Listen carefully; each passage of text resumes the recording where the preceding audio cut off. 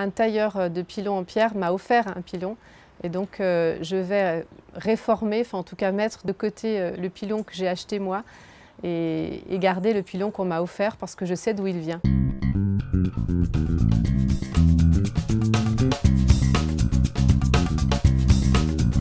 Le pilon, non. Il ne disparaîtra pas par rapport au mixeur, le tout ça là, non. Il ne disparaîtra pas. Il va disparaître par rapport au manque de fabrication. Le bon vieux, le bon ancien, peut-être soit plus là, et le bon zen, s'il n'est pas là, il n'est pas fait. Mais non, mais par contre, ça lui va rester toujours à ça, s'il en a le monde fabriqué, parce que le pilon n'a plus de valeur. Ça, c'était la coutume rayonnée. Alors, le pilon est pour moi un objet emblématique de l'île, comme le paille-en-queue, je dirais même à mon sens plus que le paille-en-queue. En partie parce qu'il est l'objet par qui arrive la créolisation aussi, c'est-à-dire la construction d'identité réunionnaise. C'est un avis finalement qui est partagé par différents anthropologues et notamment par Laurence Thibert, qui est anthropologue, chercheuse au CNRS, qui a fait sa thèse, donc Laurence Thibert réunionnaise, qui a fait sa thèse à La Réunion sur la construction de l'identité réunionnaise au travers de l'alimentation.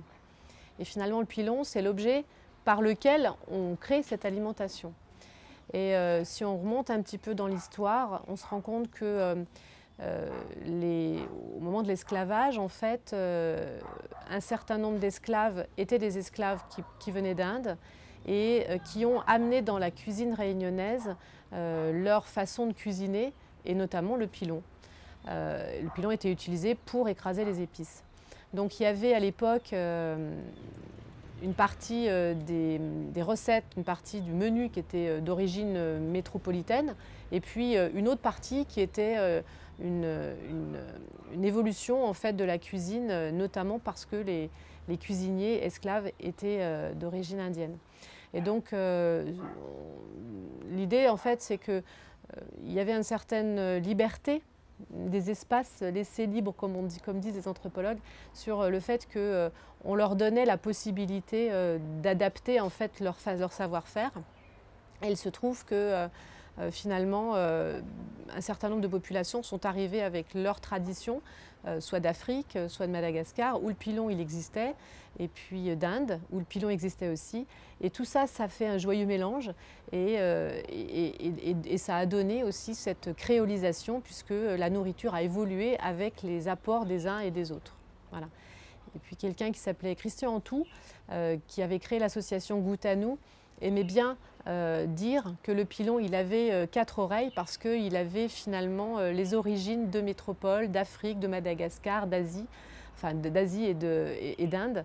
Et donc les 4 oreilles du pilon, ça voulait dire aussi les origines diverses qui constituent la population réunionnaise et le métissage.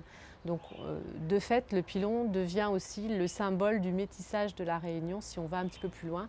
Et ça s'est passé par la nourriture, dont on est fier, puisque les Réunionnais, à l'extérieur notamment, quand ils veulent parler de la Réunion, ils font aussi de la cuisine réunionnaise. On le fait pour pouvoir le faire goûter. Et donc cette cuisine dont on est très fier, qui a du goût, eh bien c'est le résultat de ce qui est fait avec le pilon.